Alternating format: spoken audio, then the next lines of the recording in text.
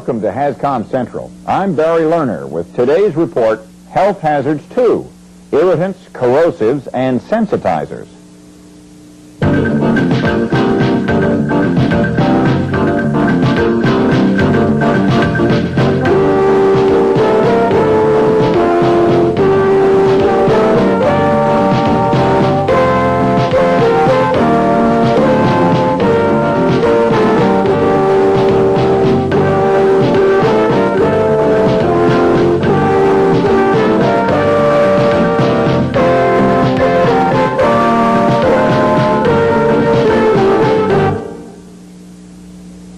As we've pointed out in previous programs, classifying hazardous chemicals is a convenient way to study their effects and helps us to remember how to protect ourselves from those effects. But many chemicals present multiple hazards. This is especially true of today's subjects, irritants, corrosives, and sensitizers. Take sulfuric acid, for example. It's certainly a corrosive chemical. We'll learn what that means later. But it's also toxic, a strong oxidizing agent, and violently reactive with water. Sulfuric acid and many of the chemicals we're going to talk about today can be life-threatening, so it's especially important to follow safe procedures, be alert at all times, and not take chances. To help recognize these chemicals in your workplace, let's go to the HazCom Report's authority on definitions, Professor Sharp. Thank you, Barry. I'm here today to clear up some of the terms you'll see on labels and material safety data sheets. Our textbook is going to be this HazCom glossary. Now, first of all, let's see what OSHA defines as an irritant. An irritant is a substance which by contact over a sufficient period of time will cause inflammation of the eyes, skin, or throat and lungs. The irritation may occur after only one exposure, or it may take place after multiple contacts with the chemical.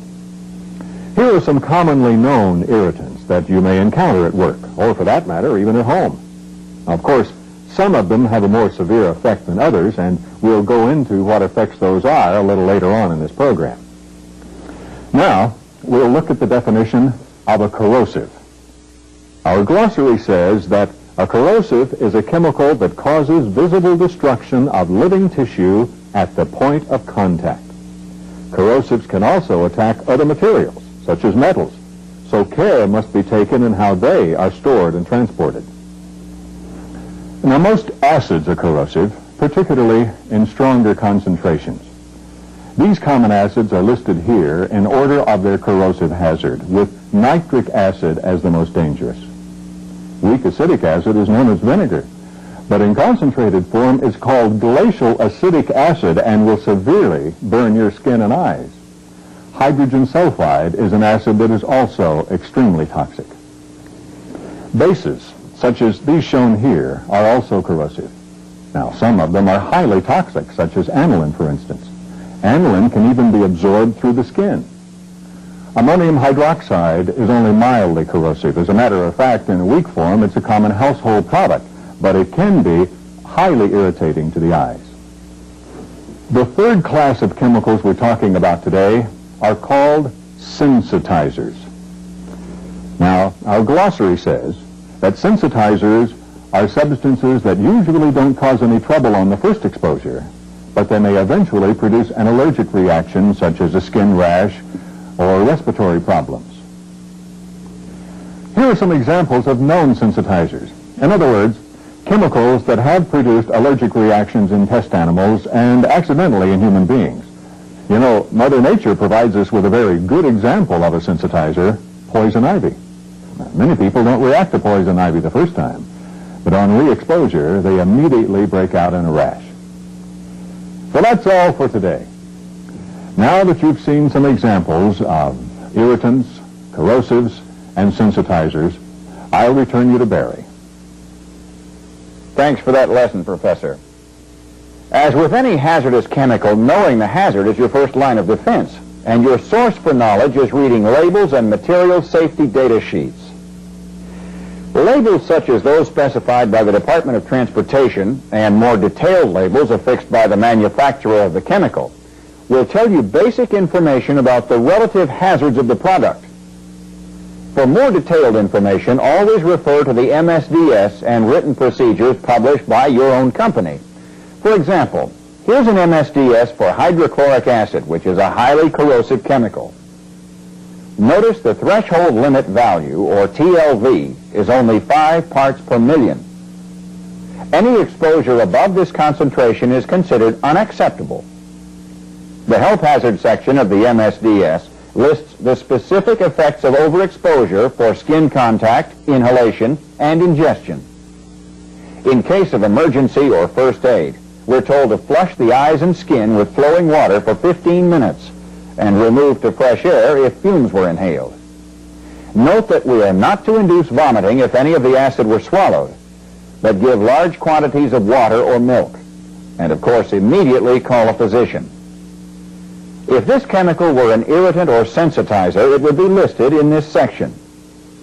In the spill or leak section of the MSDS, we learn to contain and neutralize the chemical with soda ash or lime, and dilute with water. The personal protection equipment called for is an acid gas or air supply respirator, rubber gloves, boots, apron, and chemical goggles or face shield. It doesn't pay to take chances with chemicals that can harm you even in small amounts.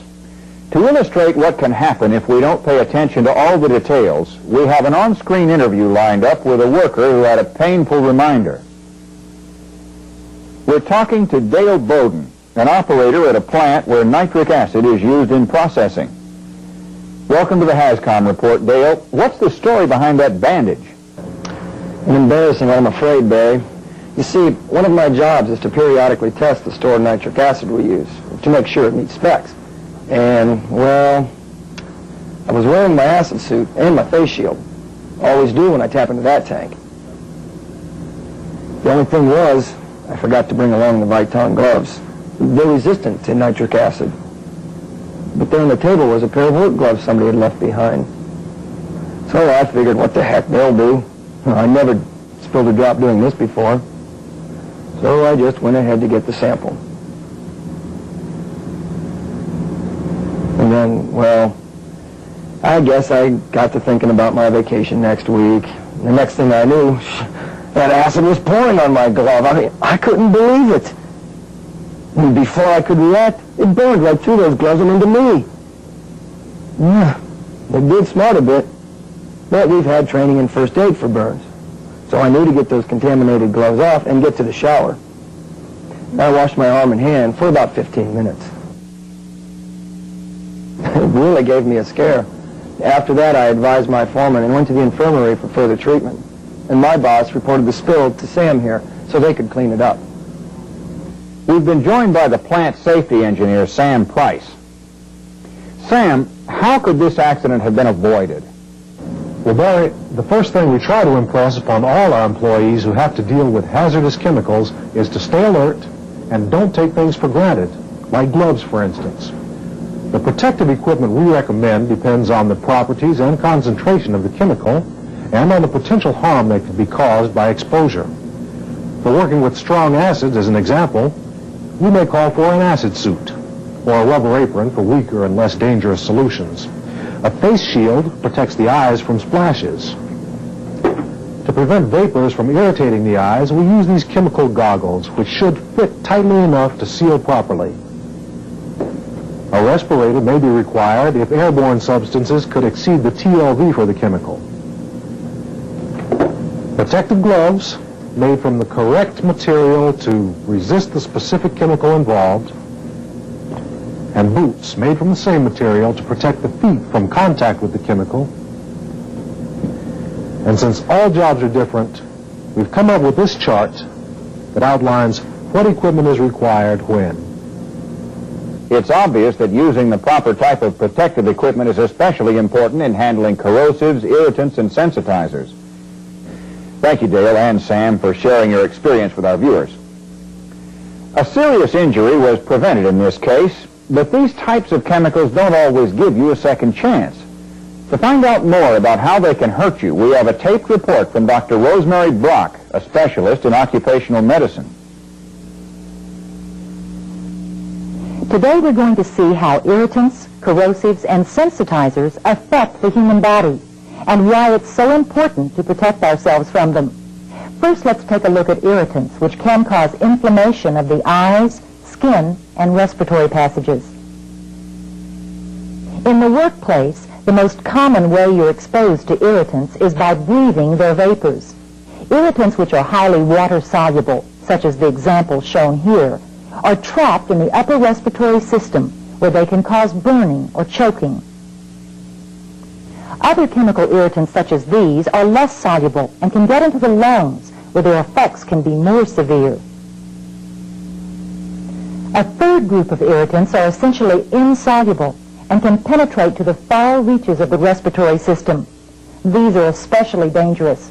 In fact, phosgene was used as a chemical weapon in World War I. Corrosive chemicals destroy living tissue. The extent of the damage depends on the concentration of the chemical and the time of exposure or contact time. Highly concentrated corrosives can cause severe damage in a short period of time. But if the chemical is immediately washed off with water, the damage will usually be minimal. Acids like sulfuric or bases like sodium hydroxide, commonly known as caustic soda, can cause severe chemical burns to any part of the body they come in contact with. If inhaled, severe injury can result, such as perforation of tissue, internal hemorrhage, or obstruction of air passages. Secondary complications include shock or the risk of infection. Chemicals that we call sensitizers are unusual in that the first time you're exposed to them, they normally don't cause any problem.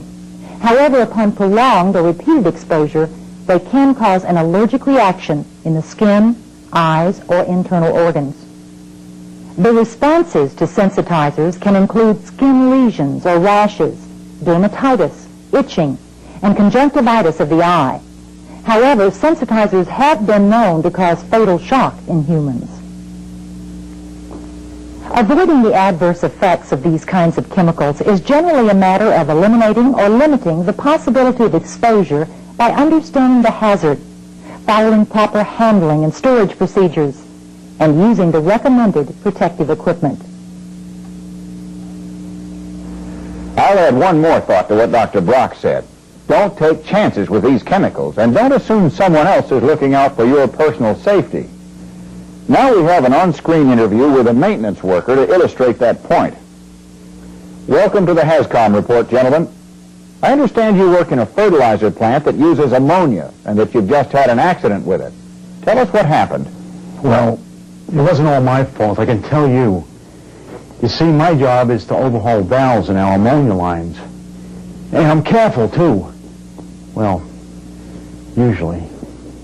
Anyway, it all started when they gave me this work order to repack a valve. I can't believe they want this valve repacked now, 30 minutes before quitting time. And at least I won't have to shut down and drain the line. Seems like somebody already did that on the last shift. Why in the heck didn't they just go ahead and finish the job? Okay, if I hurry, I can pack this baby and get out of here on time. This line's dead, so I don't have to waste time getting into all my safety gear. The line's under pressure. I can't breathe, man. Oh, my eyes. Oh, I can't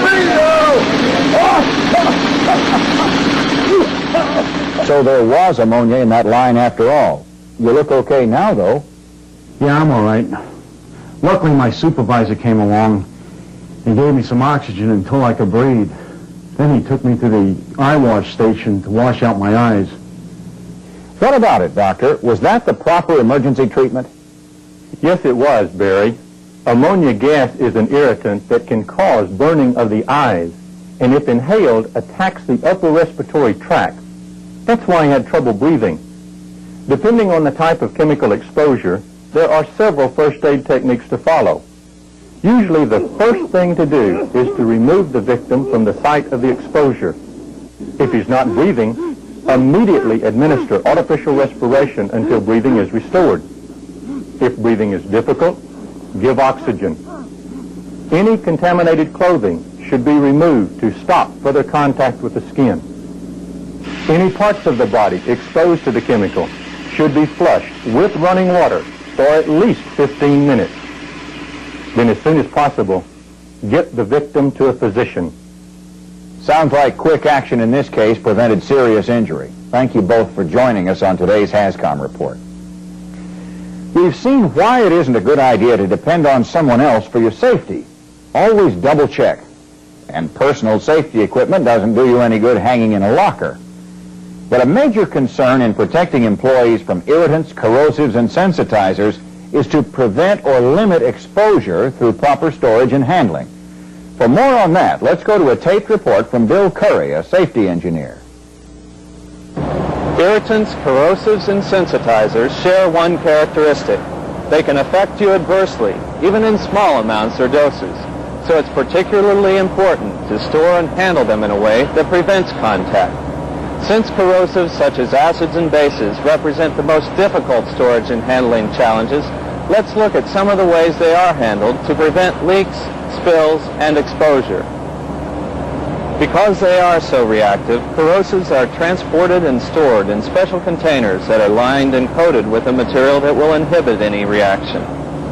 In storage, it's important to keep acids and bases separate from one another and from any other chemicals with which they'll react. Adequate ventilation must also be provided, as well as water systems for diluting any spills. In transferring from one site to another, modern practice calls for closed piping systems that eliminate human exposure. When they must be handled by people, special glass reagent bottles like this one are used. This Teflon-lined container is designed for storing and handling small amounts of glacial acetic acid, such as that used in the electronics industry. Teflon is one material that is highly resistant to corrosiveness. When you're handling any of these types of chemicals, exercise extreme caution not to allow spills or leaks. Don't let the chemical contact your skin or eyes, and don't breathe the vapor. If a spill occurs, report it immediately. Then don your personal protective equipment and follow the instructions in the MSDS for cleanup and disposal. Health hazards cannot harm you if you take the responsibility to protect yourself. Learn what the dangers are and how to recognize dangerous situations. Read labels and the MSDS. Wear the right protective equipment. And finally, use your common sense. And with those thoughts in mind, it's time to wrap up this edition of the HazCom Report. In today's report, we looked at the characteristics of irritants, corrosives, and sensitizers. We illustrated the importance of using the proper protective equipment and what types of equipment are available. We reviewed a typical MSDS and learned where to find the information you need to keep safe. We saw what kind of effects irritants, corrosives, and sensitizers can have on your body. And we looked at some of the methods used to safely store and handle these hazardous chemicals. In future editions of the HazCom Report, we'll explore other chemical hazards and how you can protect yourself from them. But for now, I'm Barry Lerner, and this has been the 9th in our series of HazCom Reports. Thank you for watching.